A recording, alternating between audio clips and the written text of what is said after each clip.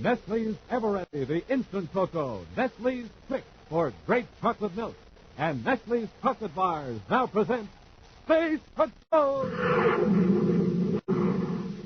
High adventure in the wild, vast reaches of space. Missions of daring in the name of interplanetary justice. Travel into the future with Buzz Corey, Commander-in-Chief of the Space Patrol! In today's transcribed Space Patrol adventure, Buzz and Happy are on a strange planet 50,000 light years from the solar system. With their ship's water supply exhausted, they're kneeling beside a small lake to fill their canteens.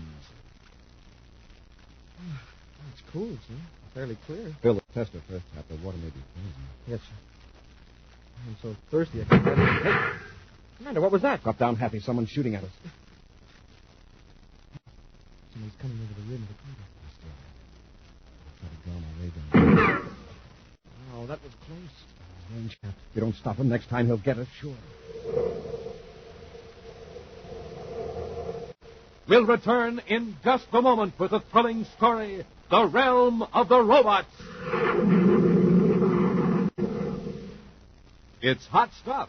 What's hot stuff? Nestle's Ever-Ready Cocoa. Hey, that's hot stuff. Well, that's what I said. Nestle's Ever-Ready Cocoa is hot stuff. Well, what are we arguing about? Oh, Hap, stop mixing me up. There's no argument about Nestle's Ever-Ready because everybody agrees it makes the most wonderful cup of hot chocolate in the universe. You said a mouthful, Captain Tufeld. Nestle's makes such a rich, chocolatey, delicious hot chocolate it's out of this world. And there's no mixing up either, because Nestle's Ever-Ready practically makes itself. That's right. All you do is put 1, 2, 3 teaspoons of Nestle's Ever-Ready in your cup, add hot water, and it's made. You don't have to add milk or sugar, because Nestle's is complete. Yes, Nestle's has rich, whole milk and sugar already in it. And you know something? What I like best about Nestle's is that sensational Nestle's flavor. There's nothing quite like it. It's real chocolatey, too. A terrific treat, any time of day or night. Glad you mentioned that, Hap, because we always recommended hot chocolate made with Nestle's for a breakfast warm-up. But we also like to see Space Patrollers drink it at all their meals and snacks, too. Now, what did you say was the name of this product? Oh, Hap, you're kidding me again. You know it couldn't be anything but Nestle's Ever-Ready Cocoa. In the bright red can. That's Nestle's, and it's hot stuff. And now, today's Space Patrol adventure, The Realm of the Robots. Commander Corey and Cadet Happy are aboard the Terra 5 on a special mission of exploration to Orion 14, a star 50,000 light years from the solar system. United Planets astronomers believe they've detected traces of a super radioactive element in the spectrum of the remote star. With a hyperspace vector set for Orion 14, Buzz and Happy are now waiting for their ship to emerge from faster-than-light star drive into regular rocket drive.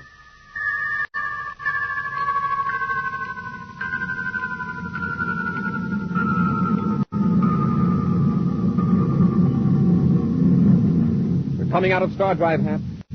Get ready for our first close-up of Orion 14. Wow. A ball of white-hot fire. Check the cosmic protective shield. Right, man. No harmful rays are getting through, sir. Good. Now we'll set up the instruments and run a spectrographic test of the elements on Orion 14. Mind if I get a drink of water first? Go ahead and bring me one, Happy. Yes, sir. Well, just looking at that ball of fire makes me thirsty. Uh-oh. What's the matter? The water supply. I forgot to check it before we left. What do the gauges say? Port tank, empty. Starboard tank, empty. Reserve tank, bone dry. There isn't enough water aboard for a hummingbird to gargle with. Oh, how about the canteens and the field equipment locker? I goofed again, sir. Remember you ordered the entire water system purified, the pipes and tanks cleaned out, and the field canteen sterilized? Yes, sir. Well, everything's sterilized, all right. Sterilized and empty. It's all my fault, sir. Blaming yourself won't solve the problem. Well, there's only one way to solve it. It's to go back to the solar system. Oh, am I going to take a ribbing for this? 50,000 light years out in space, and I have to go back for a drink of water. There's a chance we won't have to go back, Hap. There's a planet over there about 10 million DUs away. It may have water on it. Yes, sir, but if it doesn't have water on it, we're in a worse spot than ever. It's got an atmosphere, man. You can tell by the way the light from the stars diffused around it. A light change vector, you set up the atmosphere testing equipment. The decelerating as they approach the strange planet, Buzz scans the surface through the viewscope while Happy prepares to run a test of the atmosphere.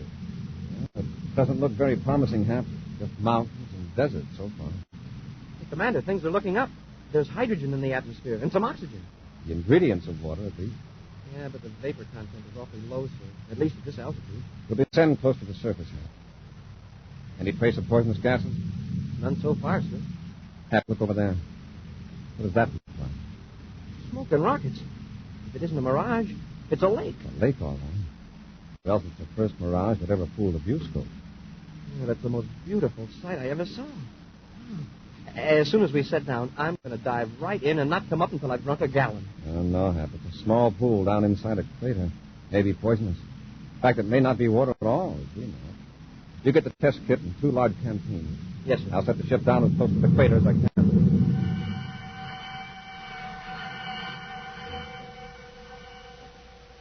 After landing the ship on the strange planet, Buzz makes another careful sampling of the outside atmosphere before entering the airlock. Trying to conceal his impatience, Happy waits with 2 large empty canteens strapped over his shoulders. You're out there's breathable, Hap. We're going to find it very hot and dry. I've got everything, sir. The test kit, the canteen. Better fasten this to your belt. Miniature space equipment. That's an portable translator. For all we know, this planet may be inhabited. It might be considered enemy invaders. They could be caught down there at the lake if the spaceship comes in the air. Yeah, that's right. If we hear any signals, we'll know that somebody might be looking for us. Right. Okay, open the hatch. Wow, am I thirsty. Try not to think about it until we test the water. Close the inner hatch. We want to keep the ship's air cool. I'll open the outer hatch. Wow, like an oven out there. Let's make it a quick trip down the ladder.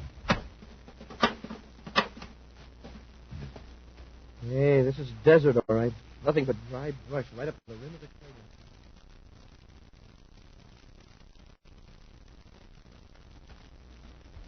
It sure looks beautiful, like a mirror. Yes, but it has no inlet or outlet.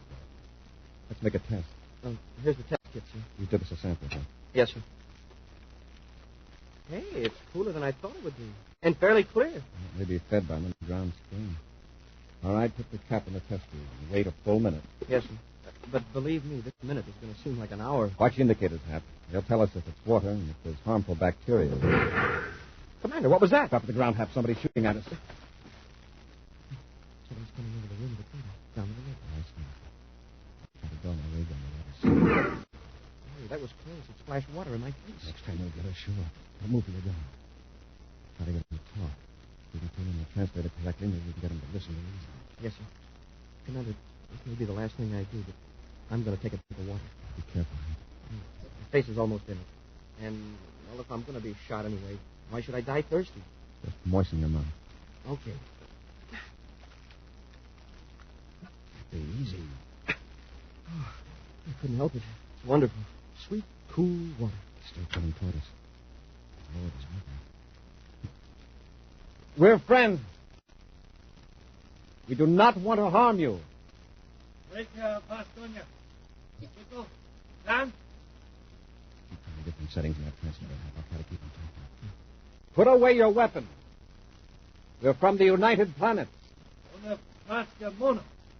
Sounds familiar. You understand anything? No, sir.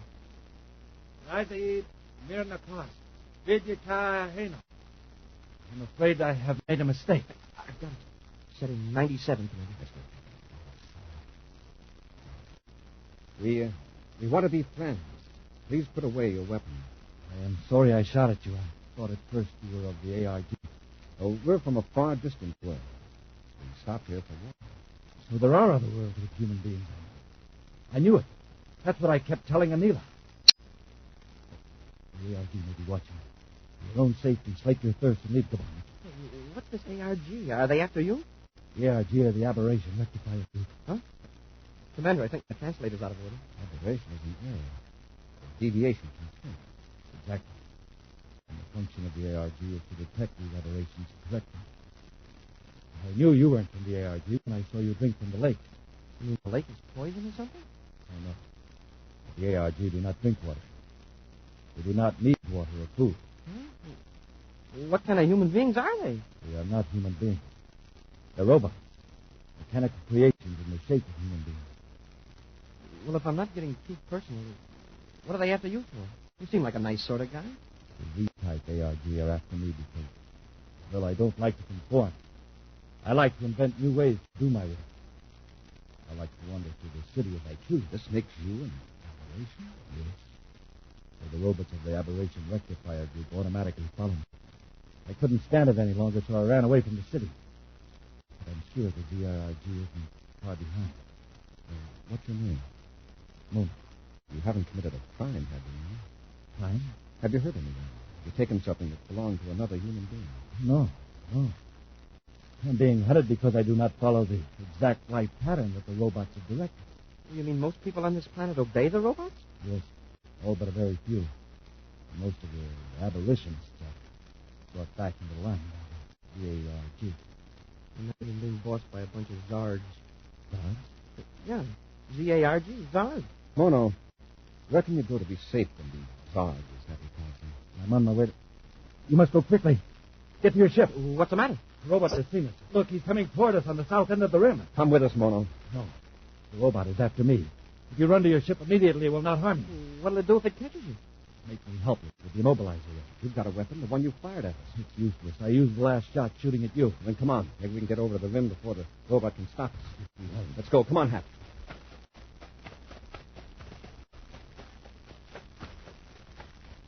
Hey, the robot's going farther down the rim of the crater. We'll have to run faster. The robots are very swift. It sure looks like a human being. You'll know the difference if he gets close enough. We're going to get close if we can help it. There's the ship. It's going to be tough running through that brush. It'll be tough on the robot, too. He's getting closer. Hey, what's that? I don't know. A new weapon, I guess.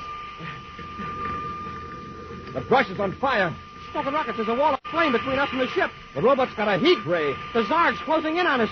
We're trapped. We'll return to Space Patrol in just a moment. Say, Captain Truthbell, I just got my rocket cockpit.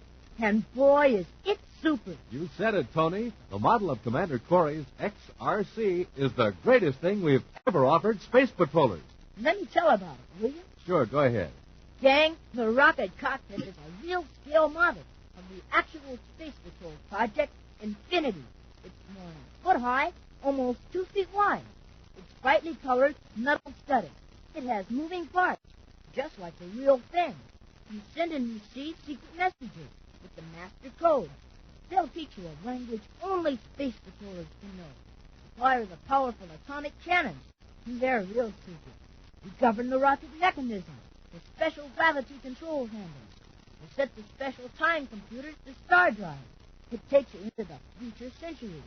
Travels more than 100,000 miles an hour. Look through the big moving view scope. You see all the planets and their names, too. How'd you like that? Tony, it's my guess they'll like it fine. In fact, we hope that every single space patroller will send for a rocket cockpit for his very own. Having a rocket cockpit is almost as good as having a real rocket ship, all your own. So get yours. It's real easy. Just send your name and address and 25 cents in coin. Plus 2 wrappers from any size Nestle's chocolate bars to Nestle. Box 54, St. Louis, Missouri. But, gang, send today so you'll be ready to receive Commander Corey's secret messages. That's your name and address and 25 cents in coin, plus 2 wrappers from any size Nestle's chocolate bars to Nestle, Box 54, St. Louis, Missouri. And now back to today's Space Patrol adventure, The Realm of the Robots. Buzz and Happy have landed on a strange planet near Orion 14 to obtain water.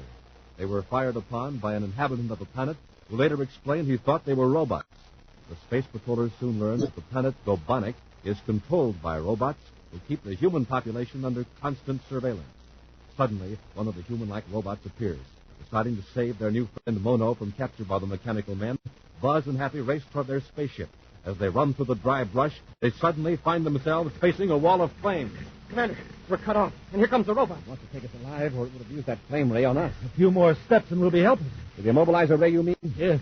Oh, look, over there to the left. The flame's on very thick. Shield your faces and run through the fire. Sure, then the robot can't see us. They can see through smoke. No time to argue. If you break through the flame, we'll split up. We can confuse the robot. Maybe either Happy or I can reach the ship and get some weapons. Come on. Stop. We're ordered to halt. The name of the robotic control system. The robot's got quite a set of pipes. Spread out. You can only chase one of us. Stop. You are ordered to halt in the name of the robotic control system.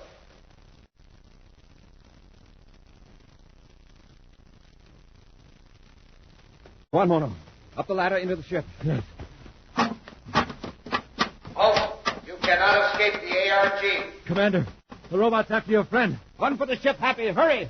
Commander, wait for me. Mono, that robot is made of metal, isn't it? Yes. You stay here at the hatch and help Happy aboard.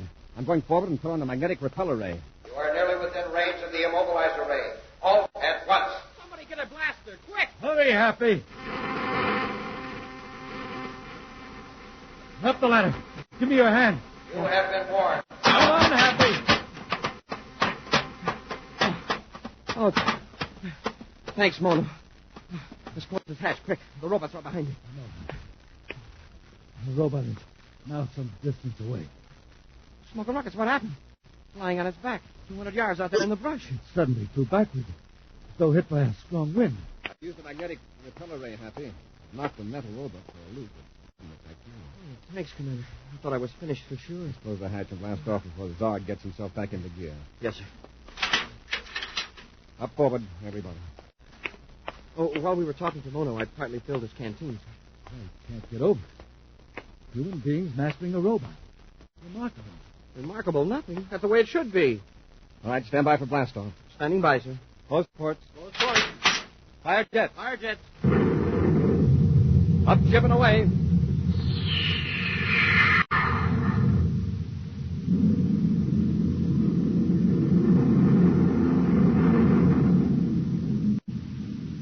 All right, Mono. Where can we take you? You mean you direct this ship just as you like? You can go anywhere you want? Well, just about. Anywhere within the limits of the ship's power. Amazing and wonderful. You have space travel here in Gobonic? There are spaceships.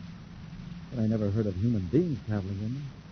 They blast off at intervals full of cargo and then return empty to our city spaceport. Where do they go? I don't know. It's been going on for generations. Wait, somebody must have charge of the robots. Don't you have a government, or at least a ruling class? The robots are the ruling class. How did they get to be? Who built the robots in the first place? Nobody knows. In fact, very few human beings ever wonder about it. If they do not speak their thoughts aloud. Well, the Zards get them, is that it? Like the robot that was after us? Yes. Few human beings have escaped from the cities. They live in groups of 4 or 5 on small farms. I was on my way to one of those farms when I saw you. Tell us where it is, and we'll take you there. That's very kind of you. I can't see how people would let themselves get in that position. Unless they gave you a lot to eat and a lot of luxuries. No, that's not the case. We're given only enough food to enable us to do the required work. There are no luxuries except for the administrators. The administrators? Who are they? A few highly skilled engineers who attend to the needs of the robot mechanism. The administrators replace defective parts in the computers. I see. The administrators get extra food and luxuries, so they're satisfied to keep the robots in control. That is right, Commander. Sometime in the past, living, intelligent beings must have put those robots in charge of the planet. Yeah, and once the system got rolling... Commander, look. Starboard viewscope. A spaceship. Mono, is that one of your Gobanic ships? Yes, they blast off from the city at regular intervals. Do they have human pilots, or are they robot-controlled? I'm not sure. I think they're robot-operated. Though with a human being at the controls, it might be too much temptation. To escape from Gobonic, you mean? Yes. I should like to know where the ship's headed. Do you know, Mono? No. But there's no way to obtain information. If it does not directly concern your work, you do not ask questions. What is your work? I mean, what did you do before you left the city? I was a feeder in the document reclamation plant. Huh? When the records are no longer of any use, they were brought to the reclamation plant. I fed them into a vat where they were dissolved and later made into new paper. Mono, did you ever examine any of those documents? Yes. It is forbidden, but I have examined some of those documents before I threw them into the vat. I've even saved scraps of them. What did you see in those documents? The totals of what we produced, how much we had received. Only half of our wealth remains on the bond to be distributed among our people. The rest, well, I don't know where it goes. If we follow that spaceship, maybe we'll find out. I've already checked its vector, Commander. The robots rule Gobonic. Now let's see who rules the robot.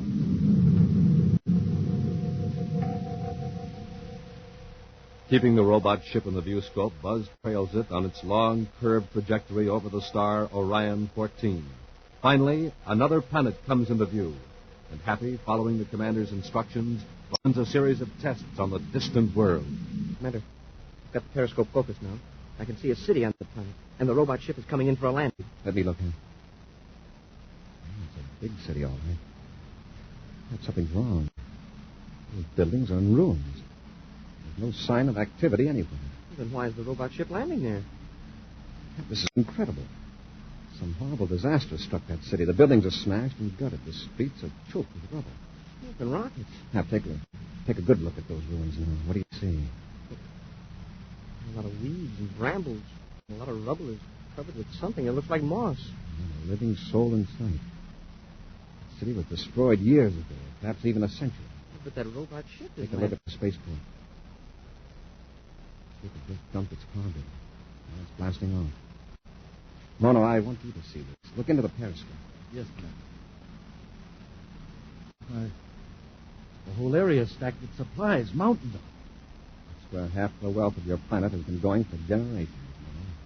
Dumped here, in the heart of this ruined city, and never used. There's another robot ship in the viewscope, sir. Coming in with another cargo, I guess. Yes, they'll keep coming for another 100 years unless the people of Gobanic overthrow those robots. Commander, when Mono gets this news back to the people, he'll be a real hero instead of a fugitive. You don't understand, Happy. The Z-type robots, Zargs as you call them, would silence me before I could speak. Something sure ought to be done about it. I can spread the word among those who have already escaped from the city. Perhaps in time we can build up an organization and eventually get the truth to the slaves of the robot. You want us to take you to that farm you mentioned? I'd appreciate it, Commander. All right, Mono. Change back to Hap. We're returning to Gobanic. More than an hour later, the Terra 5 settles down in a forest clearing on the planet Gobanic. As Buzz opens the outer hatch, he and Happy can see a small log hut set back among the trees. Oh, Mono, you ought to be safe here. At least I shall be free. And I can raise enough food for my own needs. There's a small spring behind the hut, so I'll have plenty of water. Well, that reminds me. One full canteen of water will see us back to our own solar system. Of course, Commander. If one of you will come with me. Hap, you stay here in the ship. Check the spacephone frequencies. There's a chance that the robot detectors may have seen our ship. Yes, sir. If you pick up anything that sounds like trouble, signal me. I'll set my miniature spacephone to emergency channel 5. Okay, Commander. Goodbye, Mono, and good luck. Thank you, Happy. And I hope we'll meet again when we human beings control our own destiny. You'll conquer those robots, don't worry.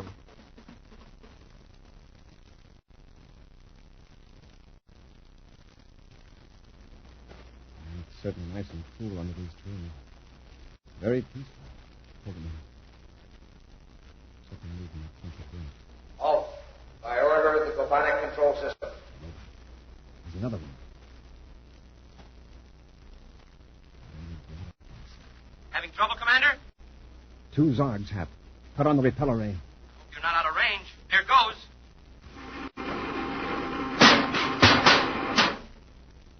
We got one of them, Hap. The repeller ray smashed him against a tree trunk. How about the other one? He's still coming toward us. That's not a robot. It's one of the administrators. Cut the repeller ray, Hap, and stand by. Yes, sir. Stand right where you are. Both of you. Better do as he says, Commander. The weapon he's holding could destroy both of us in a flash. That is correct, Mona. I have every right to destroy you right now. You have committed the capital offense of harming a robot. Mono had nothing to do with it. The robot was smashed by my order. And who are you? I'm from another solar system. I don't know anything about your laws here in Gobanic, but I wrecked your robot in self-defense. Self-defense? Huh? A human being has no right to resist a robot. The robots are the supreme authority of Gobanic. Yes? Who made them the supreme authority? That does not matter. Anyone who would question the authority of a robot is an idiot and a criminal. Mono says you're an administrator. Have you ever questioned a robot's decision? No, never.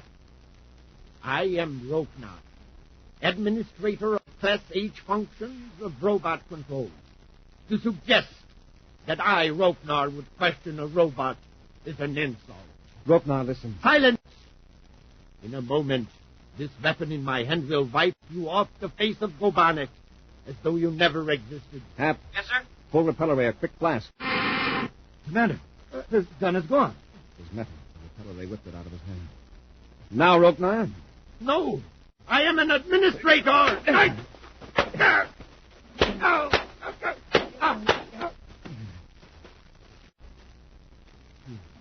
Knocked him out. Is everything all right, Commander? Yes, Hap. If I fill this canteen, I'm bringing Mono back to the ship. But Commander. It isn't safe for you here. And you want to fight the robots, don't you? Yes, of course. Come on. Get out of here before Rokenar comes to.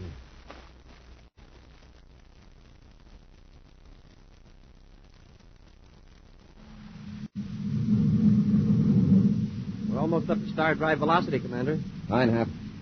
Don't look so sad, Mono. You'll be seeing Gobonic again soon. I was thinking of all those people. Generations of them, working endlessly, uselessly for nothing. You'll find a way to bring them the truth, Mono. As soon as Happy and I report to our government, we'll bring you back to Gobonic.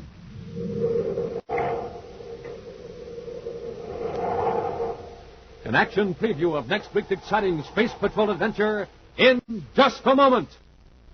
Hi, Space Patrollers. Commander Corey here. As I promised, I've got a secret message for you. It's the Space Patrol password. Now, write it down.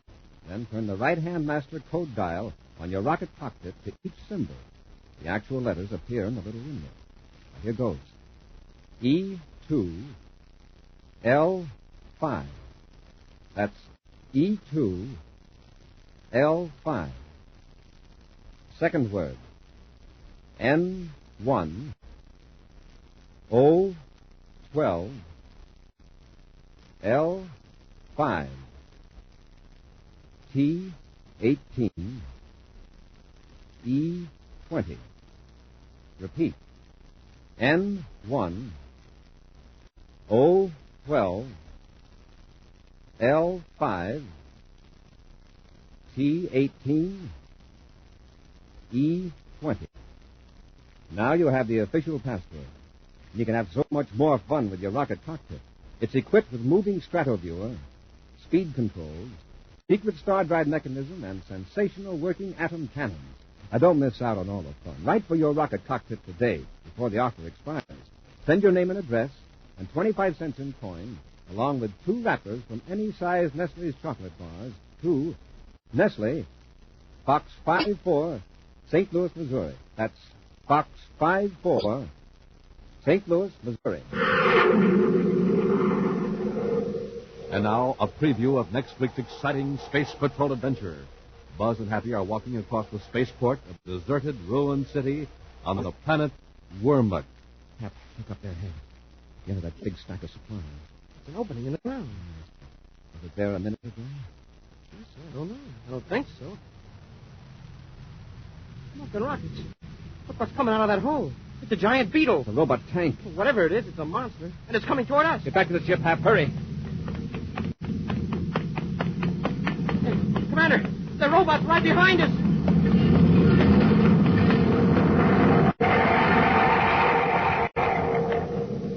Be sure to join us next week for the thrilling story, The Watchman of Wormuk. Space Patrol, created by Mike Moser, starring Ed Kemmer as Commander Corey and Lynn Osborne as Cadet Happy, was written by Lou Houston, produced and directed by Larry Robertson, executive producer Helen Moser. Other players were Norman Jolly, Ken Mayer, Bela Kovac, and Tony Sides. Dick Tufeld speaking. This week's Space Patrol was brought to you by Nestle's Eveready, the instant cocoa. Nestle's Quick for great chocolate milk, and famous Nestle's chocolate bars. This program is broadcast for our armed forces overseas through the worldwide facilities of the Armed Forces Radio Service. Space Patrol came to you transcribed from Hollywood. This is ABC Radio Network.